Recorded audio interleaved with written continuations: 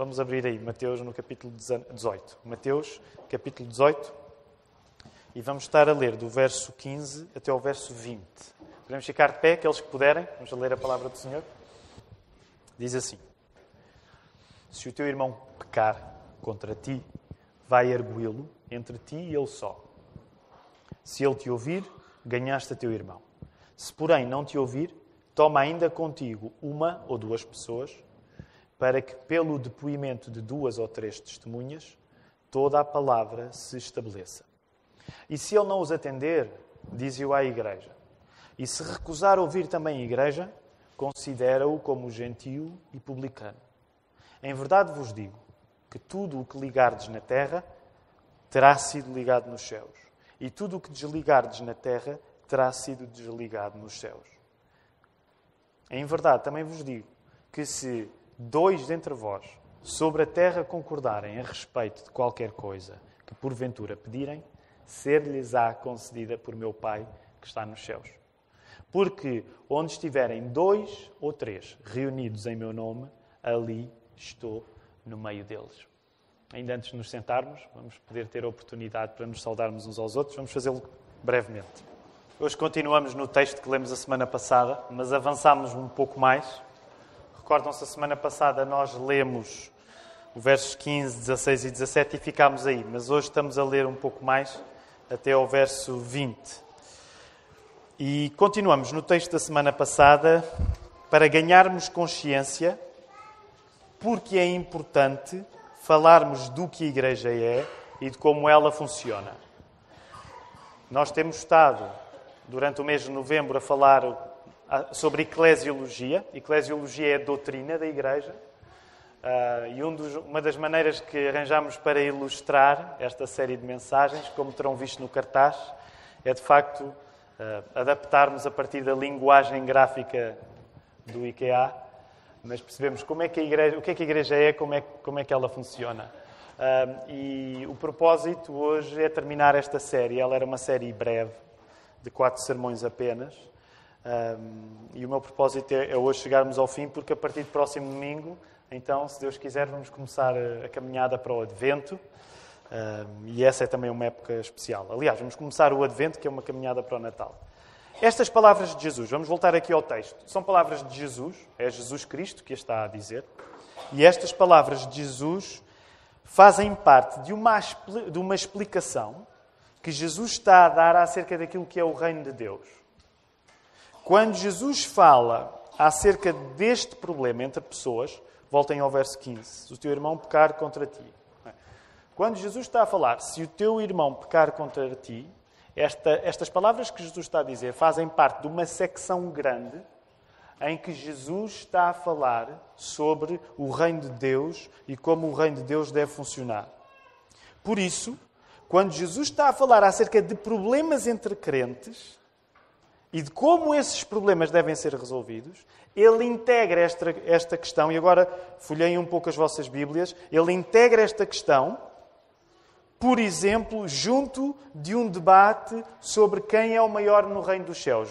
Vão aí ao início do capítulo 18, para perceberem qual é a companhia na Bíblia, qual é a companhia deste texto que nós acabámos de ler. Por exemplo, Mateus 18, no verso 1. O que é que estava aí a acontecer? Estava a haver um debate acerca de quem era o maior no reino dos céus. Logo a seguir, Jesus está a encostar esta questão, este problema entre irmãos, do verso 15, junto do escândalo que é não cuidar dos pequenos que pertencem ao reino de Jesus. Isso vemos entre o verso 6 e o verso 9. Já viram?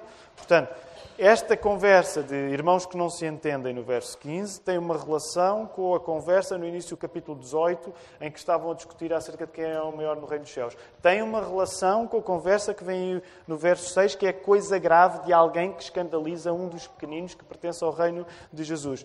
Tem a ver com o esclarecimento que Jesus dá acerca de ainda antes do esclarecimento, tem a ver com a parábola da ovelha perdida, aí no verso 10. Já viram? Depois vai ter a ver, já no verso 21, a ver com o esclarecimento que Jesus dá acerca de quantas vezes se deve perdoar um irmão. E tem a ver ainda com a parábola do credor incompassivo. Ou seja, Hoje quero que nós entendamos qual é o contexto em que Jesus está quando fala em problemas dentro da igreja. E o contexto é este. Jesus está a explicar como é que o reino de Deus deve ser. Jesus está a falar sobre o reino de Deus. O que é que isto quer dizer na prática? Quer dizer que o texto que nós lemos, do verso 15 até ao verso 20, falando dos problemas que podem acontecer entre pessoas que creem em Jesus, este texto serve para que saibamos como é o reino de Deus. O texto que nós hoje acabamos de ler serve para que tu saibas como é que é o reino de Deus, como é que ele funciona. Aplicando ainda mais a nós esta série de mensagens sobre eclesiologia, sobre aquilo que a igreja é e como ela funciona, esta série de mensagens trata de problemas para que a igreja saiba como é que Jesus reina entre nós. Porque é que tenho estado a pregar estes sermões, de certo modo, tão impetuosos acerca de o que a igreja é e de como ela deve funcionar? A razão pela qual eu tenho estado a pregar esta série de sermões é para que tu saibas como é que Jesus reina na tua vida e como é que ele reina entre nós. E é preciso saber daquilo que não deve correr mal para nós sabermos aquilo que deve correr bem. Percebem a aplicação negativa? Jesus está a explicar aos seus discípulos, às pessoas, como é que o reino dele deve funcionar e como é que Jesus ilustra como é que o reino dele deve funcionar, falando das coisas que correm mal. Se tu queres saber como é que Jesus reina na tua vida, se tu queres saber que tipo de fé é que tu podes ter em Jesus, tu tens de ter a noção das coisas erradas que podem acontecer. Para tu, por oposição, saberes o que é que Jesus vai fazer na tua vida. Logo, esta série de sermões foi breve, mas é tudo menos teórica. Às vezes nós podemos achar, ok, lá na igreja agora estão-se a pregar uma série sobre o que a igreja é e como é que funciona. É assim uma série teórica. Não. É assim uma série burocrática. A igreja faz assim, depois faz assado. Estamos a aprender acerca das regras da igreja. Isso não é teoria. Isso é a coisa mais prática que existe. Porque quando nós sabemos como é que a igreja funciona, nós sabemos que tipo de reino é que Jesus faz na nossa vida. A igreja é a certeza de que Jesus está a fazer alguma coisa na tua vida. E por isso é que é tão importante falar sobre eclesiologia.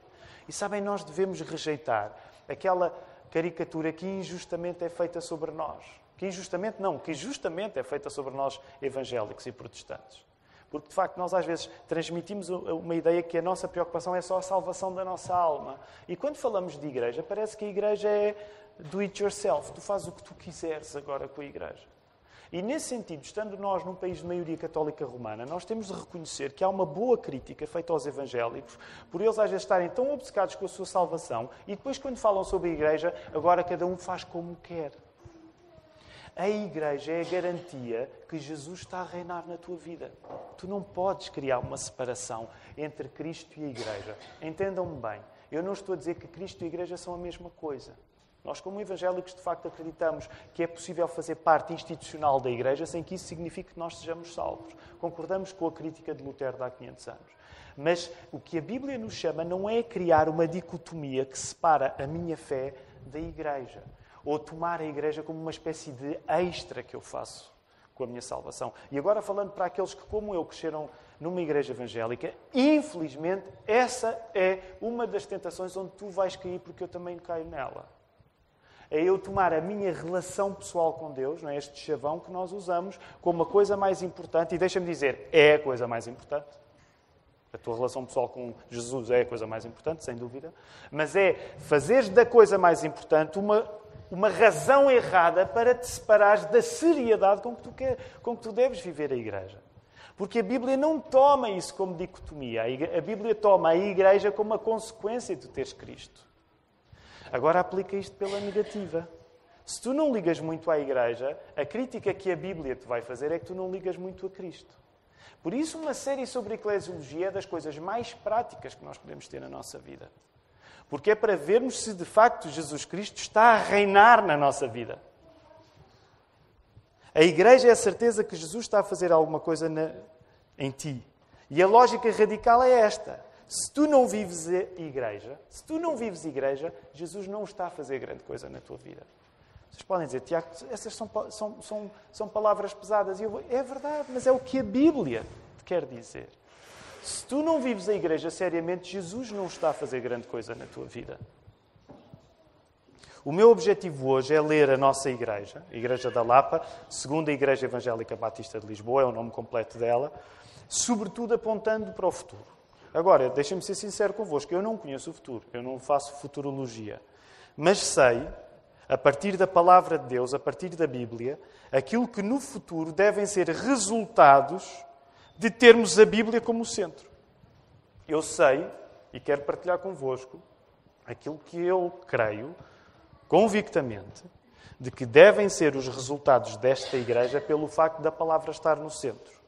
E nesse sentido eu gostava de vos dizer algumas coisas que nós podemos e devemos esperar desta igreja. Portanto, sendo o quarto sermão e último sobre esta série, eu vou pegar em algumas das coisas que falámos nos 3 sermões anteriores e dizer assim, olha, tendo em conta aquilo que vimos que a palavra é sólida a afirmar acerca da igreja, nós devemos ter algumas expectativas em relação à nossa igreja. Tendo em conta aquilo que a Bíblia é clara, preto no branco a afirmar, há algumas coisas que nós devemos esperar. E, portanto, eu vou dizer algumas coisas, vocês podem tomar nota se quiserem. Hoje, felizmente, já me livrei daquela coisa ali do meu lado esquerdo e não vou usar ecrãs, não preciso. Hoje é que vai ser mesmo só do Espírito, está bem? Porque, obviamente, quem precisa de um ecrã não depende do Espírito Santo.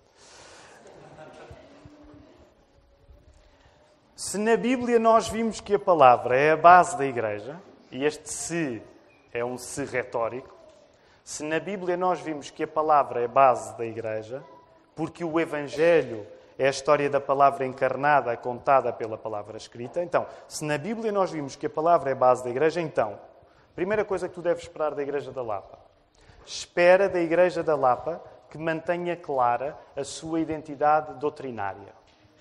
Se nós vimos que a palavra é o sustento da igreja, espera desta igreja que mantenha clara a sua doutrina, as suas convicções.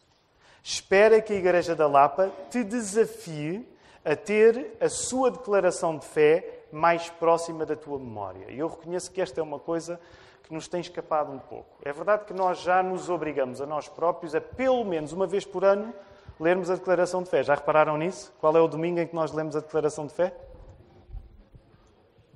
É o último domingo de janeiro. Nós fazemos questão de, pelo menos uma vez por ano, em culto, lermos a declaração de fé toda. E, como sabem, é um culto que é uma maratona por causa disso, porque a declaração de fé ainda é grande. Agora, eu gostaria de assumir, junto de ti nesta manhã, que nós sentimos a necessidade de trazer esse texto mais para o nosso dia-a-dia. Portanto, espera que na vida da nossa igreja nós, com frequência, voltemos à declaração de fé para que as pessoas não esqueçam. E percebam isto. Agora, eu não faço em termos críticos, porque sei que a nossa vida é o que é. Mas muitas vezes há perguntas que tu podes vir fazer aos pastores desta igreja, que elas estão respondidas na declaração de fé. Portanto, não quer dizer que tu não possas, vamos dizer assim, até explorar algumas questões que são abordadas na declaração de fé. Podes explorá-las. Mas se tu fores atento a conviveres mais com a declaração de fé, se calhar às vezes há perguntas que elas vão ter uma resposta. Portanto, espera que a Igreja da Lapa te desafie a ter a sua declaração de fé mais próxima da memória. E ao terminar isto, dizer, a declaração de fé não é a Bíblia, ok? A Bíblia é a Bíblia. Mas a declaração de fé é um instrumento útil e, na nossa opinião, eficaz para te lembrar aquilo que a Igreja crê. Por outro lado, espera que a Igreja da Lapa te dê catecismos para aprender. Se a Bíblia é o centro da palavra, um dos modos que nós achamos que é importante é a aprendizagem de catecismo. Agora, sendo muito claro, ninguém é obrigado a aprender catecismo. Aliás, se eu fizesse uma estimativa de pessoas que sabem o catecismo, elas são ainda uma minoria. Mas eu quero dizer que nós acreditamos na eficácia do catecismo. É por isso que no teu boletim, o meu boletim é um pouco maior do que o vosso, mas no teu boletim está sempre aí, na segunda página, uma pergunta do catecismo, para tu poderes aprender. Porque o catecismo é um meio eficaz de tu ir mais fundo na palavra de Deus. O catecismo é um meio eficaz. Nós damos o ensino do catecismo às reuniões de quinta-feira e tem sido bom. Uma das coisas que a mim mais me entusiasma é quando eu chego Quando alguém chega e apanhando o catecismo a meio, às vezes conseguem ir decorar para trás e terminar o ano, mesmo tendo chegado mais tarde e conseguiram decorar o catecismo. Ninguém é obrigado a decorar o catecismo, mas deixa-me dizer, geralmente a vontade em aprender o catecismo é a vontade de estar mais fundo na palavra. Ainda esta semana, não era o catecismo, mas era parte do catecismo, não é? Mas esta semana vi uns registros videográficos da Salomé e da Noemi a orarem o Pai Nosso, não é? E não sei se viram, alguns de vocês devem ter visto isso. E para mim isso é ouro, é ouro. É uma das melhores coisas que pode acontecer na minha vida, é ver crianças que ainda mal articulam palavras, mas já estão a fazer do Pai Nosso o seu ABC. E sim, eu sei que elas ainda não percebem o que estão a dizer, mas nós somos mais do que a consciência que temos. Ok? Portanto, quando nós nutrimos as nossas igrejas, as nossas crianças na palavra, nós fazemos com que a Bíblia seja o ABC que elas aprendem. Mesmo que elas ainda não tenham a consciência total. Sabem porquê? Porque mesmo tu, se partires avançado de idade, tu não vais ter consciência total. Portanto, ninguém está aqui para aprender apenas quando tem consciência. Já pensaram que se nós esperássemos que alguém tivesse consciência madura para aprender alguma coisa, provavelmente só começávamos a aprender a ler para aí aos 50 anos? Quando temos mais ou menos consciência? Eu não sei se aos 50 anos temos consciência. Mas pronto. Porquê? Porque dizem, coitado, a minha criança é tão imatura, ela não tem consciência de nada. Eu não vou obrigá-la a ler, coitadinha, a juntar sílabas, que violência sobre ela. Juntar sílabas e juntar palavras. Portanto, apenas para dizer, a consciência é importante, mas nós não somos escravos da nossa consciência, porque a nossa consciência é mais pequena do que aquilo que o Espírito Santo pode fazer nela. Portanto, espera que a Igreja da Lapa te dê catecismos para aprender. Espera que a Igreja da Lapa sonhe. Isto tem estado a avançar, lentamente, mas com a futura escola teológica, que é o nosso sonho. Como sabem, nós temos estado em contacto com os nossos irmãos no Brasil, do seminário Martin Bucer, e agora há várias variáveis que incluem Portugal, Brasil e Estados Unidos, por causa do nosso irmão Tiago Nunes de Oliveira lá, que virá para ser pastor na primeira Igreja Batista de Lisboa. Há aqui um triângulo de relacionamentos que nós estamos a aprofundar, mas não te esqueças, se és membro desta Igreja, um dos sonhos maiores é abrir uma escola teológica dentro de mais ou menos 4, 5 anos. Portanto, sonha com isto, porque é um sonho para nós também. Por outro lado, e havia muitas coisas, eu estou a abreviar coisas que tu deves esperar. Há muitas outras coisas, mas estou a tentar abreviar. Espera que a escola dominical seja de facto uma coisa importante. Não só para ti que és adulto, mas para ti que és mais jovem, o ensino das nossas crianças é de certa maneira, a menina dos nossos olhos. Espera isso da Igreja. Por outro lado, pela negativa, não esperes que a Igreja discuta coisas que já estão resolvidas na declaração de fé. E aqui quero explicar, não quero levar muito tempo, mas é óbvio que nós ouvimos questões das pessoas. Aliás, mesmo na preparação, agora para novos membros, uma das coisas que eu digo às pessoas é: leiam a declaração de fé, se vocês têm alguma questão, coloquem. Coloquem para poder haver esclarecimento. Até porque nós, na medida do possível, como acreditamos que Deus convence, nós queremos abrir a palavra para nos convencermos uns aos outros. Mas é importante também criar aqui um limite, que é as coisas que a Igreja aceita como parte da declaração de fé, a Igreja não vai continuar a discuti-las. Elas estão resolvidas para nós. Está bem? Portanto, não tenhas a expectativa de que se a Igreja tem uma declaração de fé, mas eu não... E aí, eu hoje estou a tentar ter um tom mais civilizado, mas lembrem-se do tom do primeiro sermão sobre esta série, no sentido de dizer, este é um país livre. Se as convicções desta Igreja não forem inteiramente as tuas, graças a Deus há outras igrejas. Claro que nós gostaríamos de crescer sempre, mas nós não somos a Igreja universal junto a toda aqui. Percebem? Portanto, se tu tens convicções que não consegues, de alguma maneira, encaixar com as convicções desta Igreja, procura uma Igreja onde as tuas convicções sejam respeitadas. Mas este é um país livre e nós somos pessoas adultas. Okay? Portanto, não vamos ficar a discutir coisas que já estão estabelecidas. Se na Bíblia vimos que a administração das ordenanças, nós falámos na administração das ordenanças ou sacramentos, nós preferimos a palavra ordenança.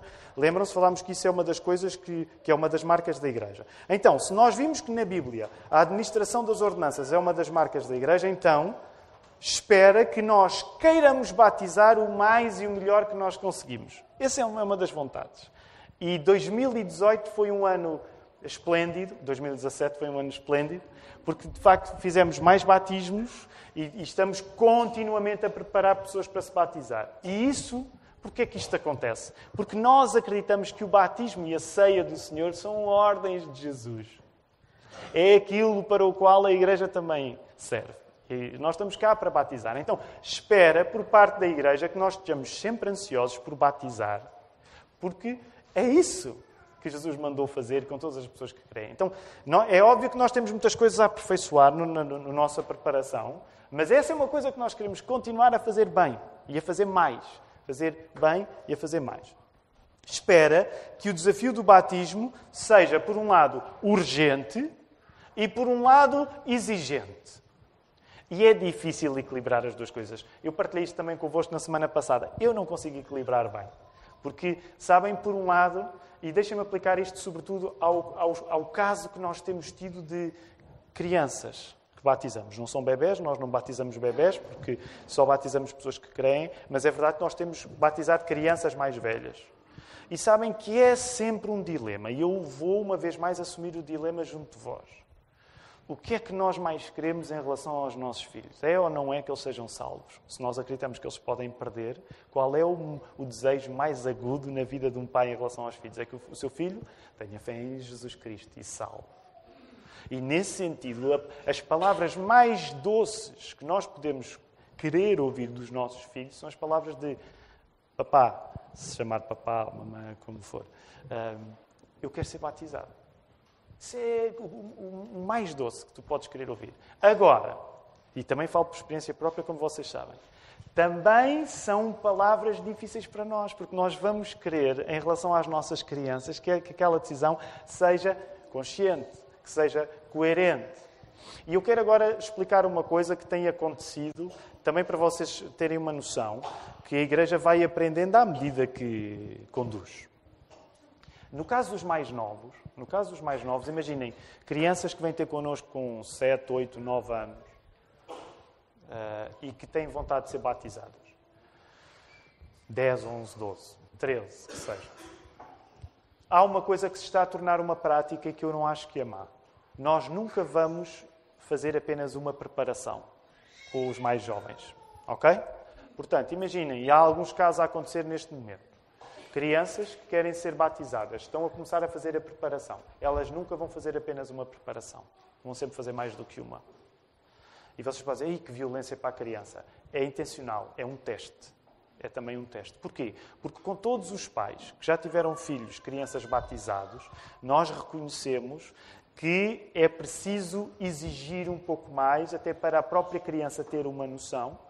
Também porque, geralmente, a criança, quando traz uma vontade, os pais não estão certos de que essa vontade seja firme.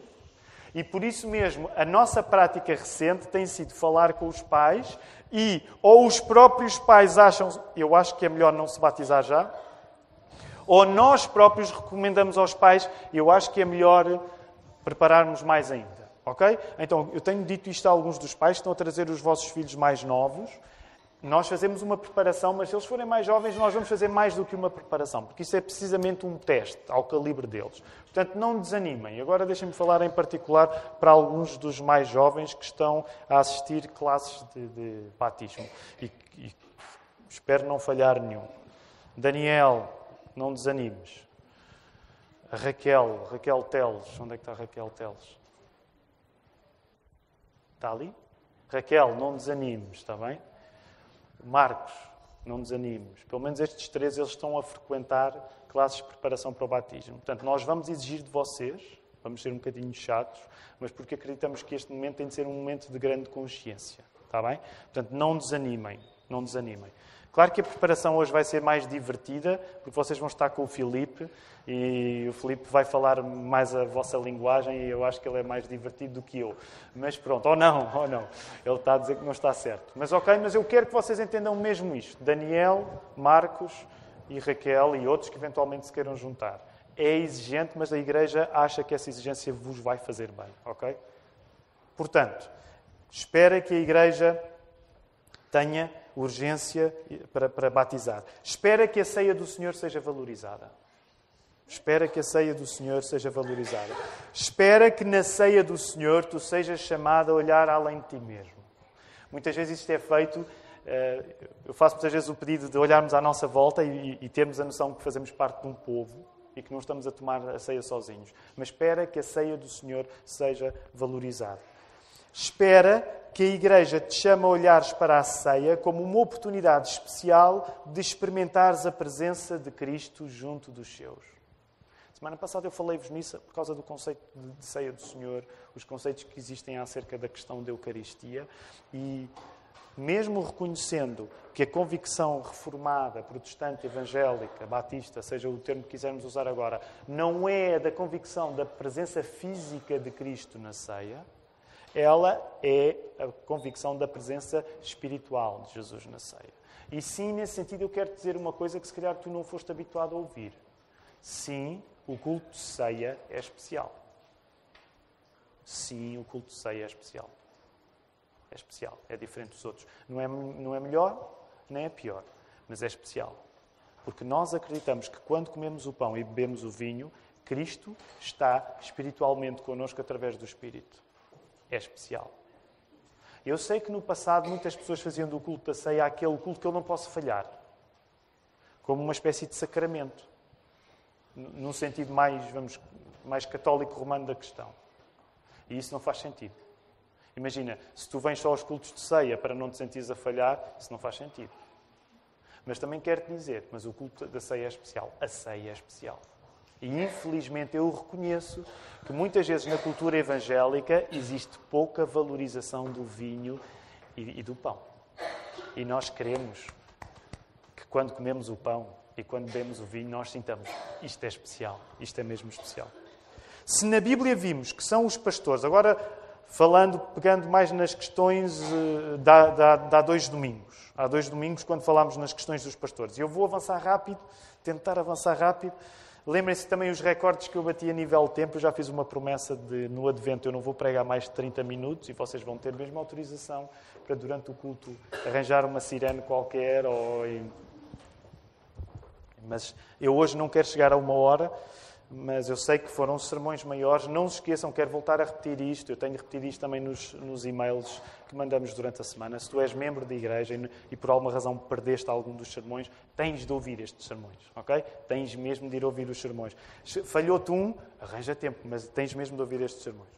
Se na Bíblia nós vimos que são os pastores quem lidera a igreja, então vamos a algumas expectativas a partir daí. Espera que a Igreja da Lapa valorize claramente os pastores e sem desculpas. Okay? Espera que nós sejamos uma igreja que os pastores são valorizados mesmo. Espera que os pastores assumam que a função principal que lhes foi dada é ensinarem a igreja na palavra e na oração. Lembram-se no episódio de Atos 6, isso fica claro. Os pastores, a obrigação fundamental deles é ensinarem a igreja na palavra e na oração. E espera que os pastores orem por ti, especialmente quando estás doente. Especialmente quando estás doente.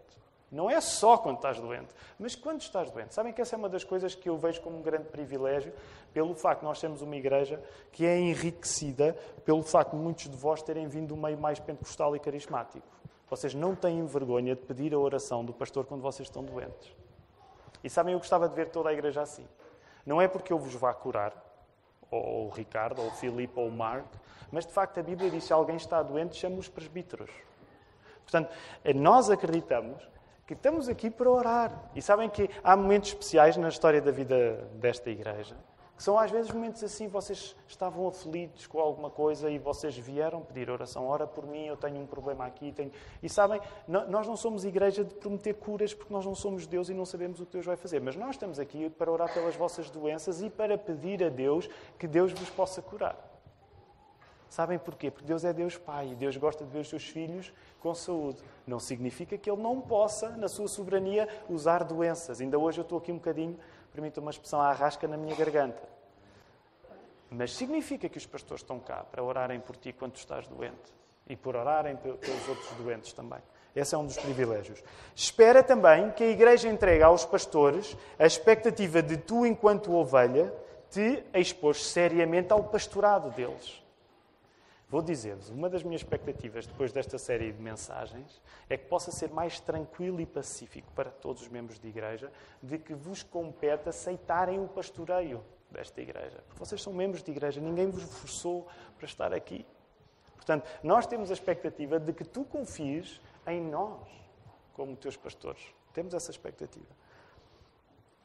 Espera que os vários pastores da igreja repartam entre si as várias necessidades pastorais da comunidade. Portanto, há 4 pastores nesta igreja. Espera que as responsabilidades pastorais sejam repartidas. Elas não cabem todos. Não cabem todas num só. E aqui, eu não me quero alongar muito, mas deixa-me fazer aqui uma nota biográfica, sobretudo para aqueles que se lembram e que chegaram ainda no tempo de São Domingos de Benfica. Sabem, há uns anos, quando uma pequena parte de nós, estava em São Domingos de Benfica, numa igreja que começou há 10 anos, eu tenho de reconhecer, e vou simplificar muito, mas eu tenho de reconhecer que, em grande parte, fazer parte de São Domingos de Benfica implicava ter uma relação pessoal comigo ou com a minha família. Aqueles que são de São Domingos de Benfica corroboram isso. Não é? A pessoa ir para São Domingos de Benfica era necessariamente ter de se relacionar muito com o Tiago e com a família Cavaco. Concordam? Quem é que está aqui de São Domingos de Benfica? Acham que faz sentido esta generalização? Não dava, a igreja era tão pequena que não dava para estar lá sem tu teres uma relação comigo. Ias ter de falar comigo. Era pequena, eu tinha mais tempo, a igreja era mais pequena, e sabem, tu chegavas à igreja e se fosse preciso uma semana depois já estavas em minha casa. Era muito assim. Era mais ou menos assim. Chegavas e estávamos-te a convidar para almoçar lá em casa. Agora, uma das coisas que eu tenho de reconhecer 10 anos depois é que hoje a igreja já não funciona bem assim. Para já porque eu não sou o único pastor. E também quero dizer-te uma coisa boa disso. E vou colocar a coisa pela negativa. Sabem que um dos problemas, às vezes, das igrejas serem demasiado pequenas e do relacionamento ser demasiado próximo, e eu vou exagerar um pouco, é que, no fundo, pertencer a São Domingos de Benfica era ser amigo do Tiago. E muitas pessoas iam para São Domingos de Benfica por serem amigas do Tiago. Mas sabem qual é o lado menos agradável disto? Muitas pessoas saíam da igreja quando, por alguma razão, a minha amizade com elas passava por um desafio. Sabem que isso é uma das coisas que eu, por um lado, tenho pena, mas, por um lado, eu hoje sinto-me mais solto. Hoje tu podes fazer parte desta igreja e podes nem nunca ter passado mais do que 2 horas a conversar comigo. E sabes, isso não é um peso para mim. Por uma razão. Porque o facto de pertenceres a esta igreja vai muito além de tu teres uma relação pessoal comigo. É uma relação pessoal com Cristo, não é uma relação pessoal com o Tiago. E sabes que isso explica que ao longo de 10 anos tenha havido pessoas que passaram por esta igreja porque tinham uma relação pessoal comigo. Mas quando houve um problema na nossa relação pessoal, o que é que lhes aconteceu? Elas foram embora. Porque em grande parte para elas estar na igreja era estar com o Tiago. Agora reparem, eu sei que este é um desafio quando as nossas comunidades são pequenas, onde nos relacionamos facilmente uns com os outros. Mas isso é uma das coisas que eu vejo hoje com uma boa ambição. É que tu podes fazer parte desta igreja e não teres de ter necessariamente uma relação muito profunda comigo. Isso é bom. Porque significa que tu só vais ficar aqui não por causa do Tiago, mas por causa de Jesus Cristo. E as coisas desenvolvem-se nesse sentido. Se na Bíblia vimos que são os diáconos quem lidera o serviço da igreja, então espera que a Igreja da Lapa valorize os diáconos claramente e sem desculpas. Nós somos uma igreja que quer mesmo valorizar os diáconos. Sabem, é por isso que nós fazemos questão de colocar estas coisas nos diáconos de serviço, para eles serem vistos. Ninguém gosta de usar isto, mas faz parte de nós servirmos a igreja melhor. Para eles estarem disponíveis para saber quem é que deve ser. Portanto, diáconos, se não têm hoje isto, próximo domingo não pode falhar, ok? Que eu estou aqui, testo isto e estou a usar também. Porquê? Porque é para as pessoas que chegam à igreja saibam que vocês estão cá para servir. Nós valorizamos os diáconos, porque eles são mesmo importantes para a igreja. Conta com a disponibilidade dos diáconos para te atenderem nas necessidades que têm. Que podem passar por coisas como a visitação, podem passar coisas por apoio físico, apoio material. A igreja também está pronta para ajudar em casos onde seja necessário algum tipo de apoio físico, apoio material. E, portanto, a esse nível são os diáconos, a pele da igreja são os diáconos. São os diáconos que muitas vezes nos vêm chamar a atenção para coisas que nós, como pastor, não estamos a ver. Atos 6 foi assim que aconteceu. O problema das viúvas foi parar aos pastores. E por isso é que os pastores, neste caso os apóstolos, precisavam de ter diáconos. Os diáconos são a epiderme, a pele, aquilo que sente as necessidades da igreja. Conta com os diáconos e tem os diáconos como exemplo de serviço e manutenção de uma igreja em ordem e pronta para responder.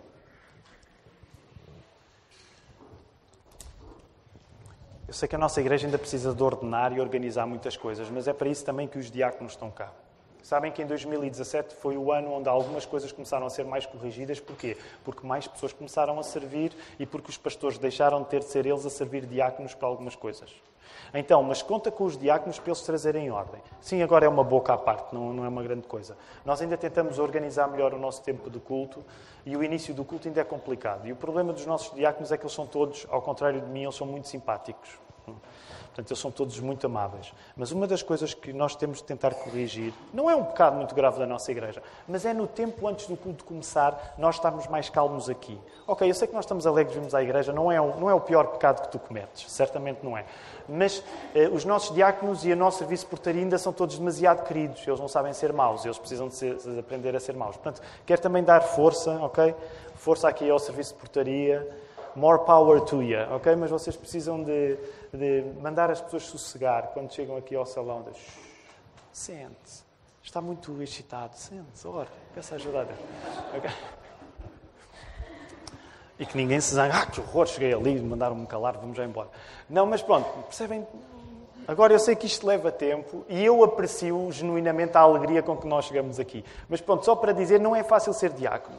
Okay? Portanto, quando tu entras, vês o irmão Sérgio, vês a irmã Fernanda, vês o Tiago, vês a Anice, vês o Manel, vês a Mariana. Lembra-te que eles estão cá para te ajudar também a que a igreja possa estar mais organizada e tudo possa correr melhor. Se na Bíblia nós vemos e vimos que compete aos membros de igreja confirmarem a manutenção da disciplina, a lista de membros e a doutrina, lembram-se, foram estas 3 coisas que falámos na semana passada. Okay, se nós vimos na Bíblia que compete aos membros de igreja zelarem pela disciplina, pela lista de membros e pela manutenção da doutrina, então, primeira coisa, se és membro desta igreja, expõe-te à disciplina. Não é? Essa é uma parte fundamental. É uma parte difícil. A palavra disciplina só nos dá comissões. É difícil, de facto. Mas expõe-te à disciplina da igreja. É uma coisa difícil, mas é uma coisa boa. Aliás, se calhar depois arranjamos umas reuniões especiais só para casos de pessoas que te vão recomendar a dizer, olha, eu expus-me à disciplina e foi bom para mim. Para tu acreditares e teres fé nisso. Segundo lugar, não esperes, e aqui esta é uma parte assim mais, pode parecer mais antipática, mas eu quero dizê-la da maneira mais simpática que consigo. Mas não esperes, e já falámos isto o domingo passado, não esperes que a igreja confie em ti decisões espiritualmente consistentes se ainda não estás alfabetizado no ABC, fundamental da confissão de pecados. E falei isto a semana passada. Isto é mesmo importante. E esta é daquelas coisas que é mais difícil de mudar enquanto igreja. Mas se tu não és uma pessoa que conseguiu ainda dar provas de confiança à igreja, confessando os teus pecados, expondo as tuas fraquezas, não esperes que a igreja vá confiar em ti grandes responsabilidades. Eu já falei isto a semana passada. Se tu não confessas os pecados, o que tu estás a dizer é que uma das partes mais fundamentais daquilo que o Espírito Santo faz da tua vida, ele ainda não está a fazer. Portanto, reparem, há algum tipo de responsabilidades que elas só te vão ser dadas. Não são todas as responsabilidades. Há muita coisa para fazer e tu podes ajudar em muitas coisas. Mas há coisas mais consistentes que tu não podes estar à espera que a igreja confie em ti se tu nunca confiaste na igreja. Percebem onde eu estou a querer chegar? Se tu nunca confiaste na igreja, apresentando as tuas fraquezas, as tuas debilidades, porquê é que a igreja vai confiar em ti? Portanto, quando te expões à disciplina, confia na igreja. Não tenhas medo, confia na igreja. Quanto mais tu fores capaz de ser humilde e apresentar as tuas falhas, mais a igreja vai confiar em ti. Porquê? Não é porque tu estás a dar alguma coisa aos pastores. É porque o Espírito Santo está a fazer um trabalho na tua vida. Mesmo os pastores vão olhar e dizer assim, o Espírito Santo está a fazer um trabalho na vida daquela pessoa. Porquê? Como é que tu sabes disso? Porque ela confessa os seus pecados. O Espírito Santo está-lhe a dar uma consciência. Consciência cristã. Isso, sabem, reparem a ironia. É um paradoxo. Não é uma ironia, se calhar é um paradoxo. Quanto pior tu te mostras à igreja, de certa maneira, mais a igreja investe em ti. Quanto menos tu tentas dar uma de perfeito, mais a igreja confia em ti. Quando tu chegas e tens sempre uma palavra boa e não sei o quê, num certo sentido isso às vezes faz-nos desconfiar mais. Porque tu ainda não estás a confiar à igreja o seu cuidado. A expor a tua fraqueza. Eu prometo-te, nós não vamos fazer shows com pecados, ninguém, ok? Nem com fraquezas. Vocês nunca viram um pecado que vocês tenham confessado ser trazido para aqui como quem remexe numa coisa sem importância. Vocês nunca viram isso acontecer. E pela graça de Deus, com a ajuda de Deus, isso não acontecerá. Mas confia na igreja. Uma coisa importante, também vou tentar dizer da maneira mais simpática que consigo. Não faz sentido tu pedires contas da igreja, ou seja, de quem for na igreja, incluindo os pastores, se tu não prestas contas. Okay? Este é um lado importante. Até porque, mesmo esta semana, conversei também um pouco acerca disto quando explicava. Se tu, que és ovelha, não te expões, não te mostras, não te relatas a ti próprio à igreja, não esperes que a igreja faça o mesmo contigo. Agora, o caso ovelhas e pastores em particular, tem sido uma matéria sensível, mas importante nesta série de mensagens. E aqui eu sei que estou a falar mais para e quero tentar usar isto da melhor maneira, porque eu sei que muitas das preocupações que alguns de nós temos não são preocupações mal intencionadas. São, por exemplo, para quem cresceu num contexto batista, em Portugal, é normal que tenha uma certa expectativa de que nas assembleias haja uma prestação de contas. Okay? Eu cresci. Eu tenho esta expectativa também. Agora, também quero ser sincero contigo e falar de coração para coração. Que é, uma das coisas que me tem feito não ser capaz de seguir alguns dos temas nos quais fui educado é isto. É porque eu, como pastor, já não consigo sobreviver a uma expectativa de eu ter de prestar contas à igreja quando a igreja não presta contas aos pastores. E estou a ser sincero, eu já não consigo fazer isso mais. Fisicamente eu já não consigo fazer isso mais. Porque eu quero, como pastor, sustentado por vós, dar-vos contas de tudo o que acontece. Mas quando chegamos, e agora vou exagerar, mas quando chegamos ao caso de muita realidade batista, onde uma vez por ano o pastor tem de estar a prestar contas da sua vida, ele que é pastor, tem de prestar contas da sua vida. Quando as ovelhas, que são ovelhas, não prestam, nós chegamos aqui a um grande problema. Virou tudo ao contrário. Sabem, é por isso que vocês ouvem pastores batistas a dar-lhes... como é que se diz? A dar-lhes a... Como é que é? Quando a pessoa flipa. Há pastores batistas a flipar por causa disso, porque eles estão há anos a ter de se expor a um escrutínio que eles, como pastores, não recebem da igreja. E eu posso-vos dizer pelo meu último ano. Eu não aguento essa pressão mais. Eu quero dar-vos contas como pastor. Nós nunca fomos tão transparentes no modo como pastoreamos. Mas esse tipo de pressão, eu não consigo sobreviver mais a ela. Porque eu sou chamado a prestar contas como pastor da minha vida. Vocês têm perguntas para me fazer, mas vocês nunca se colocam no lugar contrário. E vocês é que são as ovelhas. Não sou eu. São vocês é que são as ovelhas. Portanto, se tu cresceste no meio batista, onde chegas uma vez por ano ou mais, ou na Assembleia da Convenção, e vais pedir contas, eu respeito isso, ok? Mas eu não vou conseguir responder a isso. Eu não vou conseguir responder. Tornei-me agnóstico em relação a esse assunto. A sério, eu tornei-me agnóstico. Eu não acredito mais nesse sistema. E sabem porque é que não acredito? Porque humanamente eu não sou capaz de responder mais a isso. Não sou. Agora, se tu, por favor, vem-me pedir contas. Mas percebe que essa prestação de contas é o teu envolvimento na igreja ao longo de todo o ano e não numa assembleia onde tu me vais pedir contas a mim. É o teu envolvimento ao longo de todo o ano. E eu sei que agora estou a falar mais para os batistas, que cresceram no meio batista, mas quero dizer-te isto, olha, eu não quero guardar nada, quero que tu saibas daqui da frente como é que a coisa é. Aliás, uma das coisas que também te quero explicar, sabes como é que tu sabes a orientação da igreja? Não é pelo relatório que eu te vou fazer, tu sabes pela pregação da palavra. Mas eu quero saber para onde é que a igreja vai. Sabes como é que tu sabes para onde é que a igreja vai? Ouve a palavra pregada, é aí que tu sabes para onde é que a igreja vai. Vocês já pensaram... Pronto, eu vou acabar com este choro. Se eu nunca mais saio daqui e acabo aqui a ter pena de mim próprio à vossa frente, isso é ridículo. Mas deixem-me dizer, sabem muitas vezes, há perguntas que são colocadas na Assembleia que foram respondidas em 300 sermões ao longo do ano, não porque são 52, mas que foram ditas. E o exercício de alguém perguntar, então, mas eu não sei isto. E a pessoa diz assim, ó Senhor, como é que eu não mato esta ovelha aqui em sacrifício já para ti?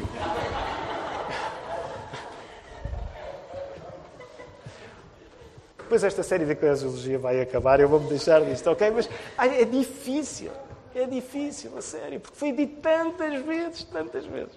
Pronto, eu estou a tentar dizer isto de uma maneira simpática. Agora, se tens boas questões, lembra-te que eu te disse a semana passada, com cuidadinho, porque é aquilo que eu tento ter também. Mesmo eu sei que estou aqui a dizer coisas rijas, mas estou a tentar dizê-las de uma maneira que não seja ofensiva, ok? Mas se tens questões, vem e traz as questões, ok? E falamos com jeitinho acerca de tudo o que é preciso. Por isso mesmo, toma qualquer Assembleia de Membros como uma oportunidade para prioritariamente se confirmar aquilo que fora da Assembleia está a acontecer. Eu gostaria que as nossas Assembleias fossem uma confirmação daquilo que está a acontecer fora. E não necessariamente a Assembleia a simbolizar aquilo que vai acontecer depois. Não tem de ser uma dicotomia, mas quando o povo de Deus se junta, o privilégio é dizer sim, isto está a acontecer. Portanto, toma a Assembleia como um grande privilégio. E só para terminar este assunto das Assembleias. Nós nunca nos reunimos em tantas Assembleias como este ano. No entanto, no calendário só marcámos uma, previamente. Já pensaste nisso? Este ano tivemos poucas Assembleias. Não. Tivemos mais do que em qualquer outro ano. Sabes porquê? Porque sempre que alguém se batizou, a Assembleia teve de ser reunida. Mas para mim a Assembleia é quando eu...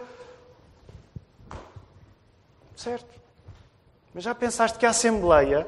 O que acontece na Assembleia é para confirmar aquilo que tu já estás ligado à Igreja. A Assembleia não serve para tu te ligares à Igreja. A Assembleia serve para confirmar isso. E eu não vou desistir das Assembleias, meus queridos irmãos. Eu não vou desistir das Assembleias porque eu acredito que a Bíblia as defende. Mas para aqueles que vêm do meu contexto, eu quero que vocês me percebam. Quero que vocês me percebam a maneira como eu olho para isto.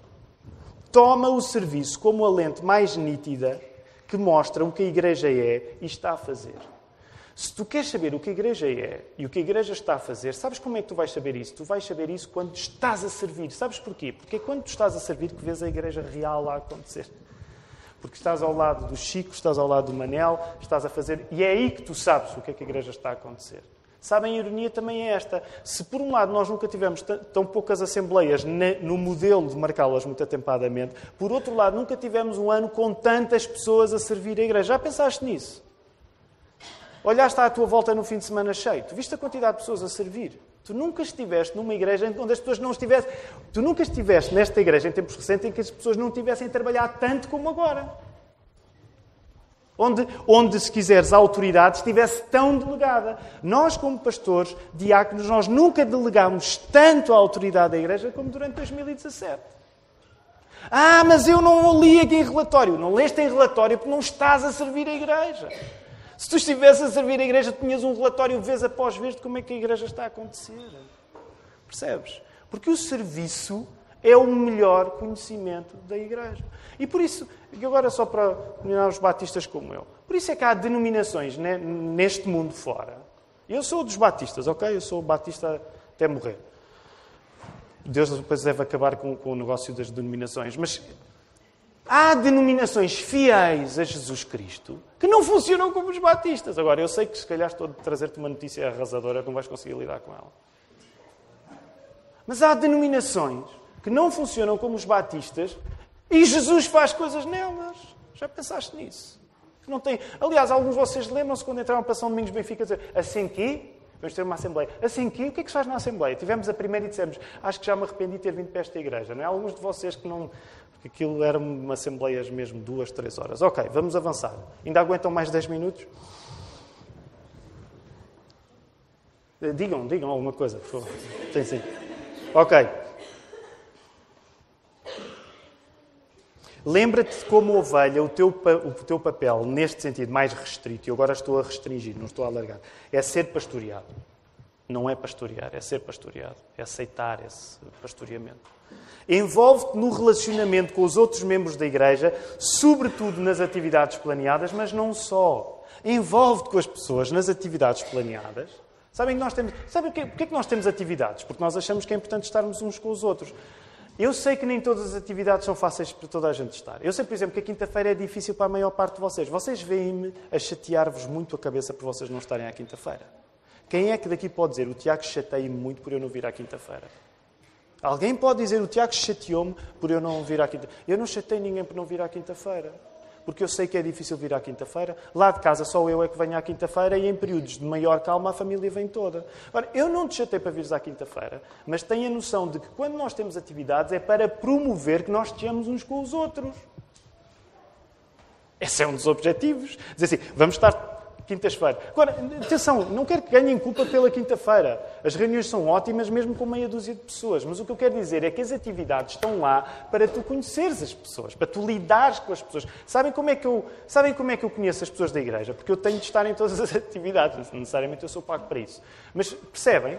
Mas eu conheço as pessoas. Então, mas quem é aquela pessoa? Eu sei quem é, claro. Porque eu estou em todas as atividades. Agora, não sejas legalista. Tu não tens de vir a tudo. Mas percebe que as atividades estão lá para tu conheceres a igreja. Ao mesmo tempo, não fiques só pelas atividades. Conheçam-se uns aos outros, convivam uns aos outros. Façam isso como de uma maneira certa. Para terminar esta parte. Ora pelos pastores, ora pelos diáconos, ora pelos membros. Ora por todos. E a tese aqui é muito simples. Tu só amas a sério pessoas por quem oras. Eu sei, é radical. Eu acredito nisto. Se tu não oras por alguém, tu ainda não começaste a amar essa pessoa a sério. E vocês agora podem ficar zangados. Epá, isso é um bocado... Até porque eu gosto de tantas pessoas e não oro por elas. O que eu te estou a dizer é que se tu fores um cristão acordado, não leves a mal a expressão, tu, de facto, só amas alguém a sério quando oras por essa pessoa. Se essa pessoa não habita as tuas orações, essa pessoa não habita no teu coração. Portanto, tu tens de orar. Tu, antes de teres razões de queixa em relação à igreja, tu tens de orar pelas pessoas. Quando eu partilhei convosco há 1 ano e tal a minha lista de membros, é para vocês entenderem que se eu não... Eu quero ser justo a dizer isto. Se eu não orasse por vocês, eu não teria muito amor por vocês. Porque eu preciso todos os dias de voltar, com a ajuda de Deus, a voltar-vos a colocar no meu coração. Porque o meu coração não é o coração de Jesus Cristo. Eu, se não me mantiver a orar por vocês, as minhas emoções não ficam vivas por vocês. Se calhar vocês são melhores do que eu e têm melhores corações do que eu, mas eu preciso de orar por vocês para vos amar como deve ser. E sabem, muitas vezes aquilo que me impede de cometer erros maiores é o facto de eu já orei por vocês. É terça-feira às 4 horas da tarde. Há alguma coisa que acontece em relação à igreja. O facto de eu ter orado de manhã por vocês ajuda-me a que, quando tenho de responder, eu tenha uma resposta mais certa para vos dar que seja de amor. Portanto, tu tens de orar. Tens de orar pelos membros desta igreja, pelas pessoas desta igreja. Outros conselhos podiam ser dados, mas estes são apenas alguns consequentes dos 3 sermões. Eu agora quero terminar brevemente. E pronto, eu já assumi, esta foi uma série mais longa de sermões, portanto... Eu bati o recorde de 1h10 no último sermão. Não é o meu plano, meia hora a partir de dezembro, pelo menos no Advento, mas quero só fechar, arrumar a casa, está bem? Portanto, voltem, por favor, só ao texto bíblico, porque no texto bíblico eu tenho 3 coisas finais para partilhar convosco. Está bom? 3 coisas. Voltem aí. Leiam só o texto rapidamente.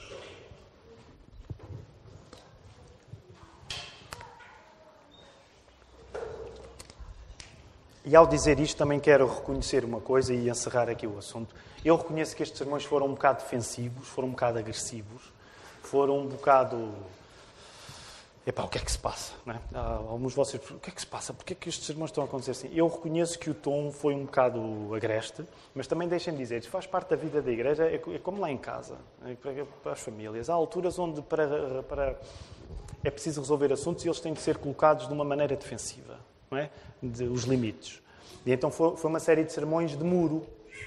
Os muros são aqui. Defensivo. Agora, eu gostaria de terminar este sermão de uma maneira mais aberta, para vos encorajar. Agora também vos quero dizer uma coisa honestamente, antes de terminar com estas 3 coisas, que é, ainda bem que vocês continuam aqui depois de sermões destes. Porque é sinal que, de facto, a vossa fé não está dependente da relação que vocês têm comigo. Percebem? A insistência, isso é uma coisa que eu gosto. Eu às vezes ponho-me a imaginar como é que será para o Afonso ouvir este sermão. E depois, no domingo a seguir, está lá o Afonso. E eu fico, uau, isto é mesmo Jesus, porque se fosse ele não vinha por mim. Percebem o que eu estou a dizer? Como é que será para de pensar nomes de senhoras que não existem, para a Judite? Como é que será para a Judite ouvir este sermão? Se calhar é difícil a Judite ouvir este sermão. No domingo a seguir ela está lá. E eu, uau, isto não é por minha causa, é mesmo por causa de Jesus, que ela até podia ter ficado zangada comigo. E isso é uma coisa que me anima. Vocês estão aqui. Porque é Jesus que vos chama cá, não sou eu. Percebem? Vocês estão aqui. Graças a Deus por isso. Eu quero honrar aquilo que Deus está a fazer na vossa vida. Porque vocês não estão aqui para confirmar o meu ministério. Eu estou aqui para confirmar a vossa fé. Percebem a diferença? Vocês não estão aqui para confirmar o pastorado do Tiago, nem nenhum dos outros pastores. Os pastores estão aqui para confirmar a vossa fé. É a vossa fé que interessa. Não é o nosso ministério. Agora, quero terminar de uma maneira mais positiva. Vamos aí ao verso 15. Coisas básicas. Já pensaram no facto de Jesus, aí no verso 15, se o teu irmão pecar contra ti, portanto temos um problema. Já pensaram no facto de Jesus ensinar como o seu reino funciona aqui na terra, dando um exemplo de crentes que não se entendem? É bem básico e passa-nos ao lado. Já pensaram que Jesus está a dizer, pessoal, eu vou dizer como é que o reino funciona. Então como é que funciona, Senhor? Andamos todos a fazer piqueniques, a correr pelos prados, a cantar? Não. Quando um não se der com o outro... Ei, pá, é assim que o teu reino funciona, quando um não se der com o outro. Ei, a grande incompetência, ó Jesus, nem sequer és capaz de reinar isto de uma maneira em que isso não aconteça. Pois é, mas é por isso que eu quero que vocês tomem atenção aí ao texto. Já pensaste que significa que Jesus não tem a ilusão de pensar que o reino dele na terra é a ausência de chatices? Jesus sabe que quando reina na vida de alguém e quando reina na igreja, existem chatices.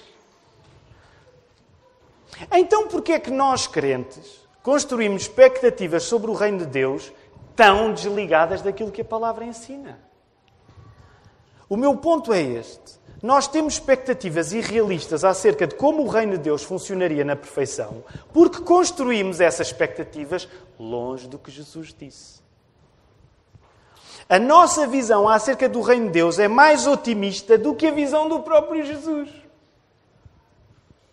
No fundo, a nossa visão do reino de Deus não é a visão do reino de Deus a sério. E nesse sentido eu quero dizer, nós temos de nos arrepender de termos uma perspectiva sobre o reino de Deus que, sendo mais idealizada do que a perspectiva de Jesus, de facto não é a perspectiva do rei. Se tu queres que o reino de Deus na tua vida funcione sem tu nunca teres problemas, desculpa, tu estás a querer um reino qualquer, mas não é o reino de Jesus. Porque o reino de Jesus, ele diz lá, olha, isto vai haver problemas.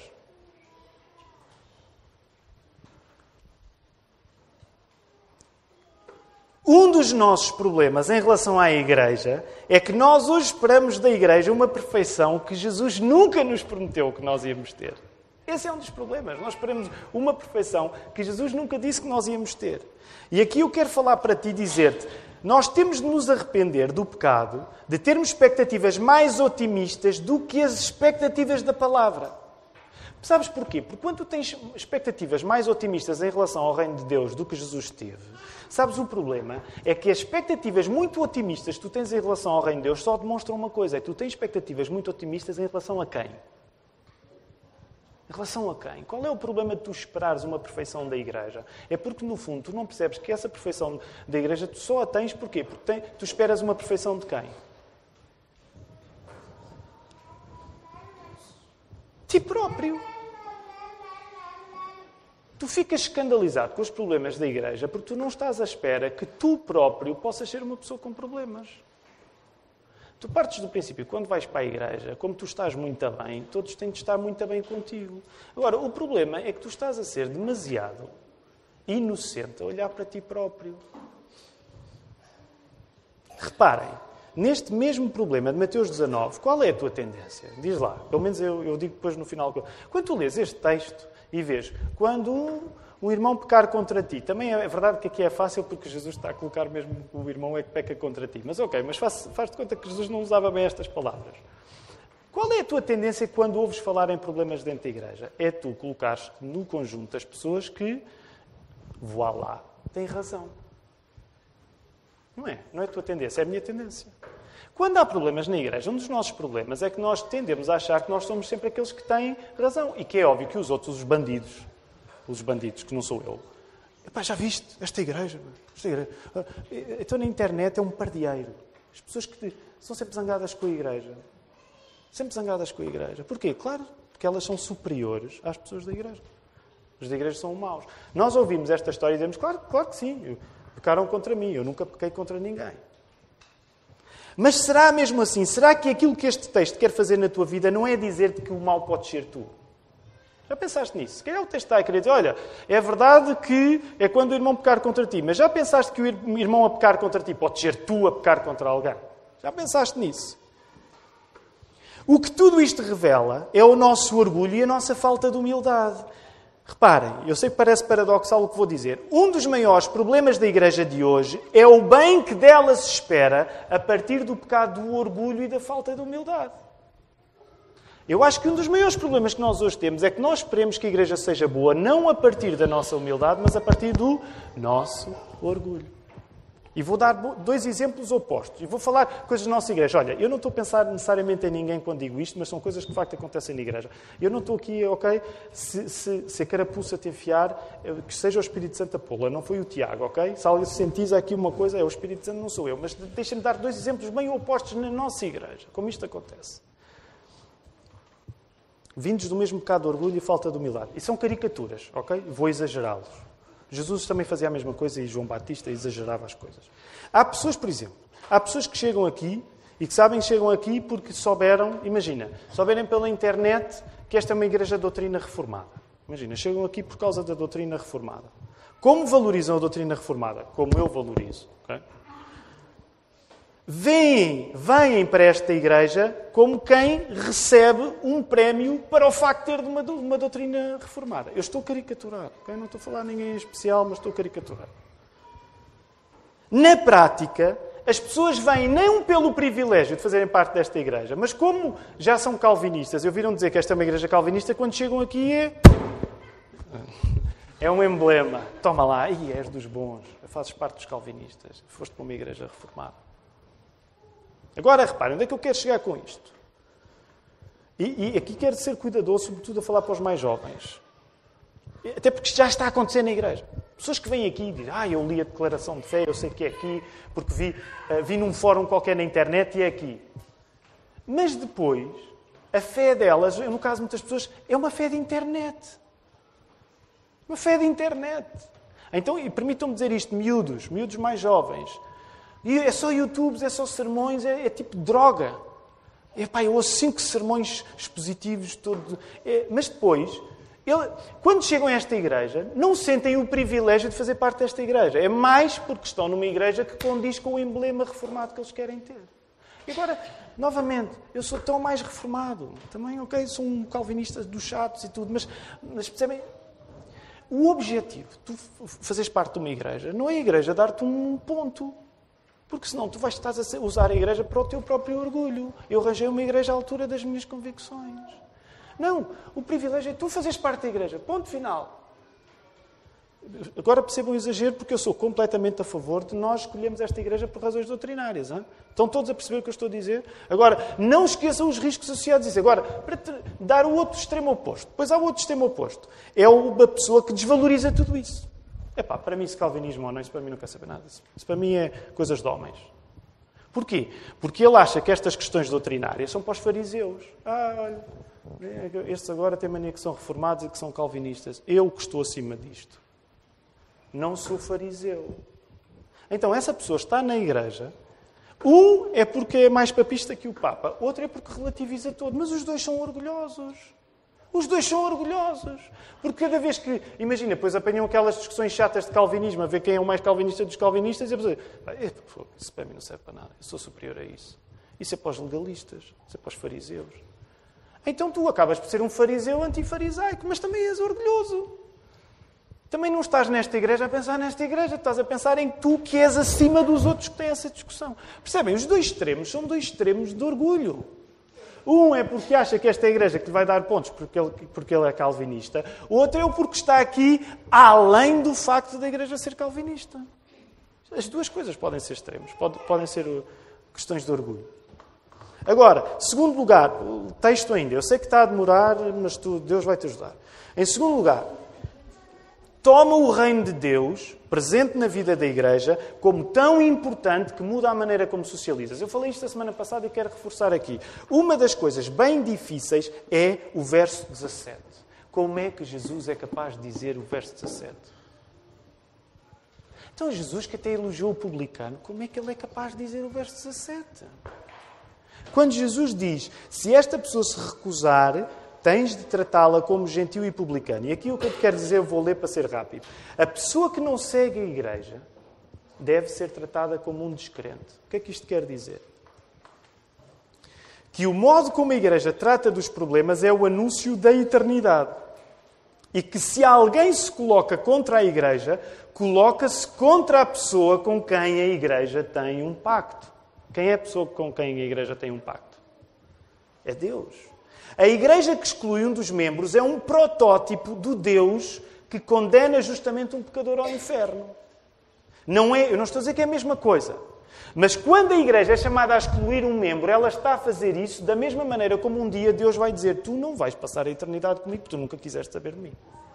A Igreja, quando exclui um membro, eu não estou a dizer que a Igreja está a colocar essa pessoa no inferno, mas a Igreja está a fazer segundo a mesma lógica com que Deus vai fazer no final dos tempos. Agora percebe o que é que isto quer dizer?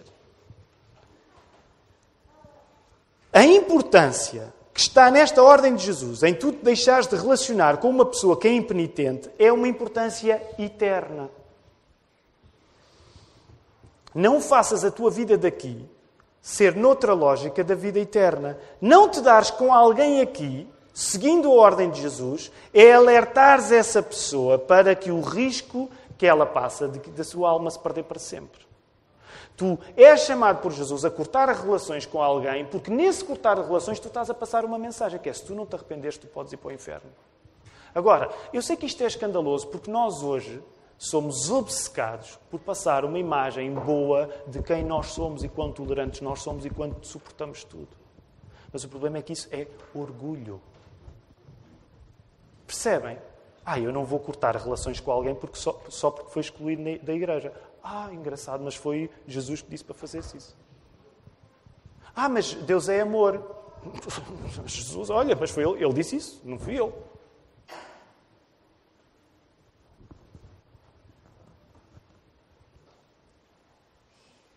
Nesse sentido, tu relacionaste sempre com qualquer pessoa, independentemente da ordem de Jesus, e porque és muito sociável, é poderes colaborar no processo de uma pessoa ir para o inferno. Já pensaste nisso?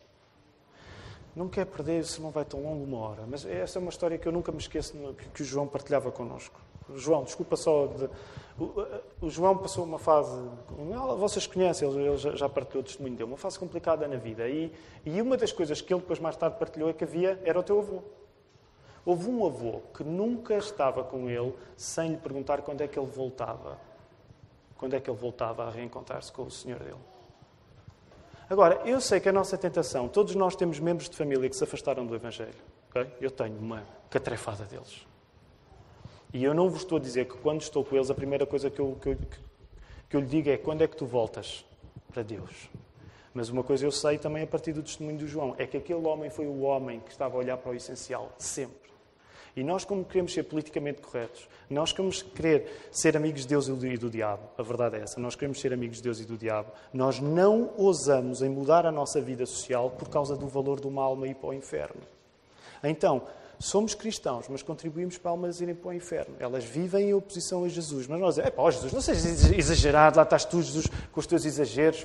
Sinceramente, coitada da pessoa, ela precisa de um descanso. Não é o que Jesus diz. As ordens de Jesus são mais importantes do que a tua vida social. Mas tu queres ser sempre bem visto. Tu queres ser sempre aquele crente que é bem visto pelos crentes e pelos descrentes. Tu queres estar bem com Deus e queres estar bem com o diabo. Eu sei disso, porque eu também sou assim. Então tu não queres cortar com ninguém. Depois vão para a internet dizer mal de ti, ainda por cima. Dos cristãos que cortam com os outros. Pois é. Mas sabes porque é que cortamos? Para que as pessoas saibam que se não se arrependerem, elas podem passar a eternidade no inferno. E sabem, na eternidade no inferno não há hipótese de voltar. Aí é que já não há hipótese de voltar. A Igreja está aqui para fazer esta ligação. E eu vou terceiro e último lugar. Deus é tão bom connosco. Deus é tão bom connosco que nos valoriza ao ponto de ligar o que fazemos aqui na terra ao que Deus faz no céu. A igreja é este lugar que liga terra e céu. Já pensaste nisto? Olha aí os versos 18, 19 e 20. Olha aí. A igreja é o lugar que liga a terra ao céu. Já pensaste nisso? Repara na dinâmica ascendente, versos 19 e 20. O que tu concordarás vai ser, o que nós concordarmos aqui será o que se concorda no céu. E mais ainda, onde 2 ou 3 estiverem no nome de Jesus, Jesus estará no meio deles. Não esqueçamos que isto está no contexto da disciplina da igreja. Sabem? Nós esquecemos, mas o que é que Jesus está a falar? Disciplina da igreja. Significa que se a igreja concorda em termos de disciplina, é do céu. É do céu. Isto não é a teologia da prosperidade, name it, claim it. Ok? Já ouviram falar na prosperidade? Muitas ondas da teologia da prosperidade diz: tu dizes aquilo que queres, tu reclamas isso para ti. Há alguém a concordar comigo? Concorda? Está afirmado. Ligámos aqui, ligámos... Pode parecer infantil, mas isto na teologia da prosperidade funciona mesmo assim. 2 concordaram. Quer ter um... Vou caricaturar. Quer ter um Mercedes. Alguém concorda com a ideia de eu ter um Mercedes? Era fixe que alguém concordasse, não é? Mas aqui não dava. Aqui não... Claramente as nossas orações não passam do teto. Aqui ninguém concorda. A vantagem dos batistas é por isso que eles não caem na teologia da prosperidade, é que nós não queremos o bem para nenhum dos outros. Ok, mas noutras igrejas diferentes, a ideia é essa. Leem mal este verso. Agora reparem, isto está a ser dito no sentido da disciplina. Agora, Jesus não está a dizer, Jesus não está a validar a teologia da prosperidade. Jesus não está a dizer que vai estar presente quando tudo corre bem, porque o assunto é disciplina. Já pensaram nisto? O assunto é disciplina. Jesus vai estar no meio quando o assunto é disciplina. O que isto quer dizer é que Jesus está a dizer que vai estar presente mesmo quando parece que tudo corre mal. Já pensaste nisso? Há momentos mais difíceis do que os momentos de disciplina da igreja? Eu acho que não há muitos mais difíceis do que esses. Mas já pensaram o que Jesus está a dizer é: vocês vão estar a ligar coisas em meu nome e eu vou estar presente. Eu vou estar presente quando as coisas são difíceis. Eu vou estar presente quando vocês precisarem disciplinar uns aos outros. Eu vou estar presente. A igreja liga a terra ao céu e isso vê-se sobretudo no meio dos problemas, não na ausência deles. Já pensaste nisto? Jesus está presente e isso vê-se quando tu tens problemas, não é quando estás na ausência deles. E é aqui que eu quero chegar e terminar. A igreja é o lugar, e eu sei que vou usar um termo que não é bíblico, ok? Mas nesse sentido, a igreja é o lugar onde a magia acontece. Queres saber onde é que a magia acontece? A magia acontece na igreja. A magia acontece na igreja. Jesus está connosco. Já pensaste isto? 2 ou 3 em meu nome e Jesus está presente. A magia está a acontecer nesta hora, mesmo com um sermão que nunca mais acaba. Jesus está connosco. Já pensaste nisso? Jesus está connosco. O que acontece na igreja não acontece da mesma maneira quando tu estás sozinho. Nada contra, e por favor, tu sozinho busca a presença de Jesus. Mas o que eu te quero dizer é que, à luz da palavra, aquilo que acontece quando a igreja está reunida é melhor ainda daquilo que acontece quando tu estás sozinho com Ele. Não há nada que tu possas fazer sozinho que seja melhor do que estar na presença de Jesus através da igreja reunida. É por isso, e deixem-me usar uma palavra má, mas é por isso que nós somos fanáticos pelo domingo. É por isso que nós somos fanáticos pela palavra pregada. É por isso que nós somos fanáticos pela igreja reunida. E eu quero dizer-te isto, não quero dar culpa, tu vais prestar contas a Deus, eu não sou Deus. Mas a mim ninguém me tira a alegria do domingo, porque o domingo é onde a magia acontece. Não há nada que vocês possam fazer melhor do que estar em igreja. Porque a magia acontece quando está na igreja. E nós podemos ter outras coisas para fazer que sejam igualmente interessantes, mas não há magia a acontecer ali. Okay? Aqui há magia a acontecer. Porque Jesus está aqui. Mas eu não quero perder o lugar onde Jesus está. Não quero perder, eu quero todos os domingos. E se houvesse 2 domingos por semana, eu queria estar lá. Porque Jesus está presente. É onde a magia acontece. Tu, quando passares a sentir que a magia acontece na igreja reunida, tu não vais trocar a igreja reunida por nada. Nada. Nada. Uma viagem? Nada. Uma volta que eu... Nada. Tu vais querer a magia acontecer na tua vida todos os domingos. Porque Jesus está no meio da igreja. É aqui que eu termino esta série sobre eclesiologia. Isto é teórico? Teórico. É a presença de Jesus no meio da sua igreja e tu dizes que isto é teórico. Isto é coisa para a qual nós fomos criados. Se tu queres saber o que é viver a sério, é estares aqui. Tu só podes dar pouco valor à igreja se a presença de Cristo para ti não representar nada. Eu não consegui vir no domingo. Pá, isso é contigo, não me venhas dizer. Sério, honestamente, não me dês desculpas para não vir ao domingo. Não me dês. Não me dês, eu não quero ouvir as tuas desculpas. O que eu sei é que eu quero estar onde Jesus Cristo está. E ao domingo Ele está. Está nos outros dias. Mas o que acontece aqui, meu querido, é especial. É especial. E é por isso que nós, tristemente, ficamos escandalizados, como evangélicos, patetas que somos. Ficamos escandalizados quando nos falam da importância da igreja. Porque nós separamos a presença de Jesus Cristo da igreja. E somos tontos, somos patetas enquanto formos assim. E com razão, muitas pessoas, no contexto católico, vão dizer: vocês desvalorizam a igreja. E têm razão. Porque nós não valorizamos a presença de Jesus connosco. E Jesus está, neste momento, presente com a sua igreja. Aqui é onde a magia acontece. Que o Senhor nos ajude.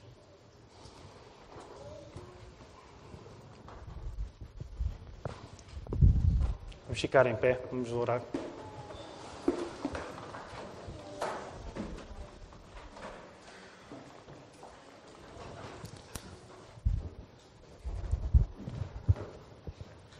Deus Pai, se disse alguma coisa da maneira errada, perdoa-me, Senhor. Mas permite, Senhor, que o Teu Espírito traduza aquilo que eu, como homem, não consigo traduzir. E que nós tenhamos a Igreja como... Se Tu descreves na Tua palavra que Jesus se quer casar com a Igreja. Tu, quando inspiraste homens para escrever o Novo Testamento, tu deste-lhes a linguagem do casamento. Jesus quer casar com isto. E nós somos uns patetas, Senhor. Nós andamos a dormir para isto, Senhor. Jesus quer casar com isto. E nós achamos que isto não vale nada. Perdoa o nosso pecado. Nós pedimos em nome de Jesus. Amém.